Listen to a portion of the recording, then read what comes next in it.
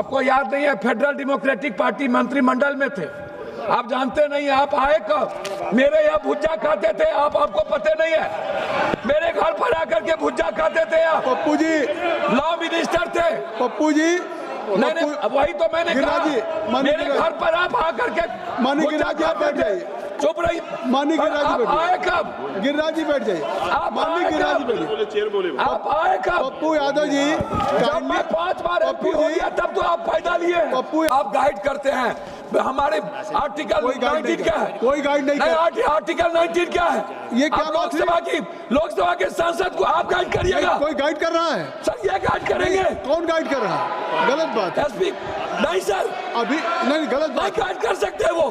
अध्यक्ष जी 1990 से 1926 लगभग 31 साल हम संसदीय जीवन में रहे। 2026 और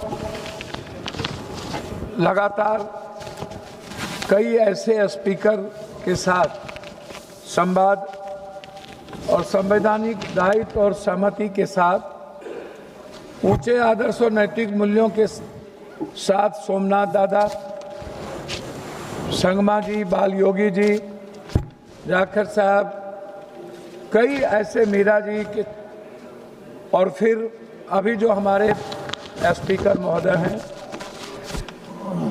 या किसी व्यक्ति विशेष के खिलाफ सहमति और असहमति का सवाल नहीं है। देश के 145 करोड़ लोगों के संघर्ष और उसकी आवाज़, जो सबसे दुनिया की सबसे ऊंचे सदन, जहां ना जाने अनंत हजारों सैकड़ों वीर गाथाओं की कुर्बानी और संघर्ष का प्रतीक है।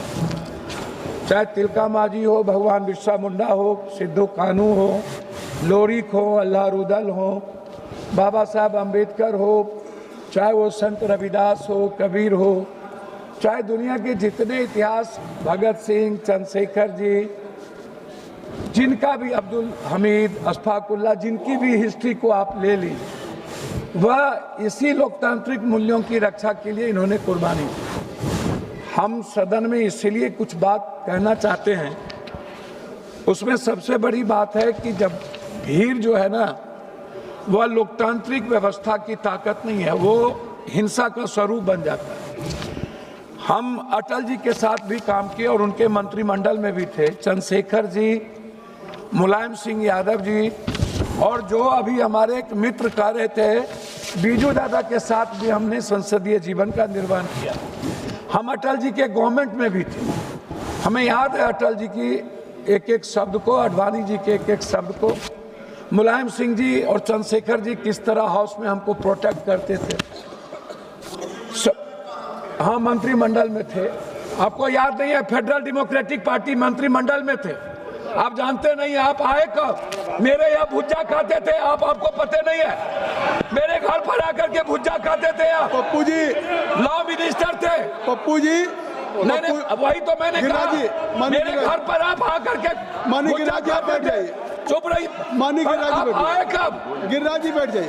आप मानी आए गिरिराज जी कब? बैठिए। आप आए कब? पप्पू यादव जी जब मैं 5 बार एमपी हो गया तब तो आप फायदा लिए। पप्पू यादव जी आप चेयर को एड्रेस करेंगे या माननीय गिरिराज जी को करेंगे? बोल देंगे तो जवाब तो क्यों देंगे? मैं सम्मान करता हूं। आप उसको नोटिस मत लें। ठीक है, आप चेयर को एड्रेस करेंगे, आप विषय पे बोलेंगे कि आप गिरिराज जी की बात को।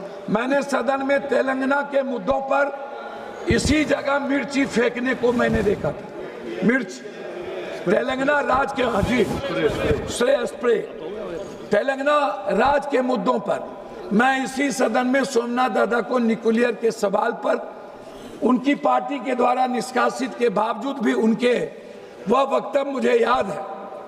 मुझे बाल योगी जी का वो वक्तव्य याद है जिसमें एक वोट से जब सहमति नहीं हो रही थी और कहा गया था कि जरूरी नहीं है कि इन आर्टिकल के तहत आप वोटिंग ना कराएं, बाल योगी जी बिल्कुल अटल हो गए और उन्होंने उस आर्टिकल के तहत वोटिंग करवाया गया और फिर अटल जी एक वोट से उस वक्त यहाँ पर मौसम गिर गया। तो आज क्या राय है आपकी? अब आप हमें एक बात बताइए, अटल जी ने स्वीकार किया, जो भी सदन के चेयर पर थे उन्होंने हमेशा नैतिक मूल्यों को और संवैधानिक दायित्व का विराट रूप से उन्होंने सहमति दी।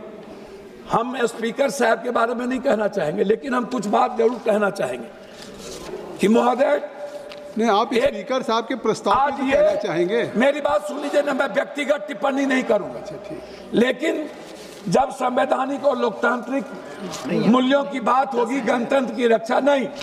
आप देखिए, मैं एक बात आपको मार्शल जी कहूंगा, आप गाइड करते हैं हमारे आर्टिकल 19 क्या है? कोई गाइड नहीं कर। आर्टिकल 19 क्या है? ये क्या लोकसभा के सांसद को आप गाइड करिएगा। कोई गाइड कर रहा है सर, ये गाइड करेंगे? कौन गाइड कर रहा है? गलत बात है। एसपी नहीं सर, अभी नहीं, गलत बात। नहीं गाइड कर सकते वो। अभी तक मैंने अभी जबकि सिर्फ इतना एक मिनट पप्पू जी सुन लीजिए, एक मिनट पप्पू जी सुन लीजिए। आसन को ये गाइड नहीं करेंगे। पप्पू यादव जी आप सुन लीजिए, 3 मिनट का समय था, जबकि 5 मिनट हो गए, तब भी मैंने अभी बैठने को नहीं कहा। फिर कौन गाइड कर रहा है? ये बात 3 मिनट अध्यक्ष महोदय, सीनियर सांसद इस तरीके से नहीं कहा जाता। तो मैं अपनी बात, एक मिनट में अपनी बात खत्म करने के पहले एक आग्रह करूंगा कि महोदय, 7 बार संसदीय जीवन में होने के बाद हमारे अनुराग जी कह रहे थे, एक बार इन लोगों को बोलिए पार्टी से अलग इंडिपेंडेंट चुनाव लड़े। आप कहे ये बात अच्छा लगेगा हमको। आप अनुराग जी की बात छोड़िए। और एक आग्रह है, मैं मानता हूं, इन्होंने चैलेंज करता हूं, और इन्होंने कहा मेरे बेटे के बारे में, मेरा बेटा आईपीएल खेल रहा है, इससे मतलब नहीं। मैं बता दूं, अब ये किसी के कृपा में नहीं, उन्होंने चर्चा किया है। इस प्रस्ताव उन्होंने दूसरी चर्चा किया। अध्यक्ष महोदय, दूसरी चर्चा उन्होंने मेरे बारे में यह किया। नहीं, मैं और अवसर मिलेगा, और अवसर मिलेगा जब ये बात आप कहिएगा। आपको अभी डिमांड फॉर ग्रांट्स पे अवसर मिलेगा। क्रिकेट खेलने की बात यहाँ क्या करें? सर एक मिनट कंक्लूड कर दीजिए, अपनी बात कंक्लूड कर दीजिए। कि आडवाणी जी एक थे, हाँ, कंक्लूड। लेकिन जब भी कोई प्रतिनिधित्व करने का मौका था तो अटल जी को सिंगल होने के बाद सदन और सत्ता पक्ष उनको मौका देते थे। यहाँ पर सुषमा स्वराज जी का स्पीच याद है मुझे, कंक्लूड करिए। सोनिया गांधी और सुषमा जी का रिस्पेक्ट, वो मुझे याद है। तो कंक्लूड करिए। मुझे जसवंत सिंह और जसवंत सिन्हा के साथ काम करने का मौका मिला। मैं सिर्फ इतना कहूंगा कि हर सदन के एमपी की गरिमा और हिंदुस्तान के 145 करोड़ की आवाज इस सदन